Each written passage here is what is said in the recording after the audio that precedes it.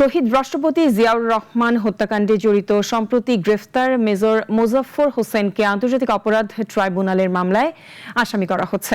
প্রসিকিউশনের এক আবেদনের পর বৃহস্পতিবার তাকে ট্রাইব্যুনালে হাজিরের নির্দেশ দিয়েছেন আদালত। প্রেসিডেন্ট জিয়াউর রহমান হত্যার বিচার সেনা আইনে হলেও মানবতাবিরোধী অপরাধের বিচার হবে আন্তর্জাতিক অপরাধ ট্রাইব্যুনালে, জানান চিফ প্রসিকিউটর। অলিউল রনের রিপোর্ট। 30 মে 1981 রাত 2:30 চট্টগ্রাম সার্কিট হাউজে একদল সেনা কর্মকর্তার গুলিতে নিহত হন সাবেক রাষ্ট্রপতি জিয়াউর রহমান। সে হত্যা মামলার অন্যতম আসামি সাবেক সেনা কর্মকর্তা মোজাফফর হোসেন দীর্ঘ ৪৫ বছর ধরে ছিলেন পলাতক। তবে গত বৃহস্পতিবার তাকে গ্রেপ্তার করে আইনশৃঙ্খলা বাহিনী। আটকের পর সেনা হেফাজতে থাকলেও এবার তাকে মুখোমুখি করা হচ্ছে আন্তর্জাতিক অপরাধ ট্রাইব্যুনালের। তবে জিয়াউর রহমানের হত্যা মামলার আসামি হিসাবে নয়, মানবতাবিরোধী অপরাধের মামলায় বিচার করা হবে তার। সকালে ট্রাইব্যুনাল 2-এ তাকে গ্রেপ্তার দেখানোর আবেদন করে প্রসিকিউশন। পরে 23 জুলাই তাকে ট্রাইব্যুনালে হাজির করার নির্দেশ দেন আদালত।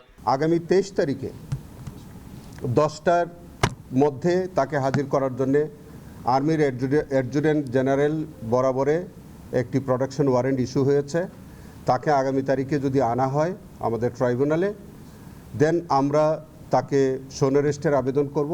এ সময় চিফ প্রসিকিউটর আরও জানান, টানা 16 বছরে বাংলাদেশ ও ভারতে নিয়মিত যাতায়াত করতেন মেজর মোজাফফর। তবে তিনি পরিচিত ছিলেন জন্ড নামে এবং এই একই পরিচয়ে মাসুদ উদ্দিন চৌধুরী সহ বিভিন্ন সামরিক বেসামরিক কর্মকর্তাদের সঙ্গে যোগাযোগ করতেন তিনি। পার্শ্ববর্তী দেশে যাওয়া আসা, বাংলাদেশে মাসুদ উদ্দিন চৌধুরীর মতো একটা বিতর্কিত ব্যক্তির সাথে তার যে এই যে সংশ্লিষ্টতা এবং নানান মানবতা বিরোধী অপরাধ যখন বাংলাদেশে সংগঠিত হচ্ছিল, ঠিক সেই সময়ে তার যে বিভিন্ন রকমের কর্মকাণ্ড, এই সব কিছু মিলিয়ে আমাদের একটি ইনভেস্টিগেশনের প্রয়োজন।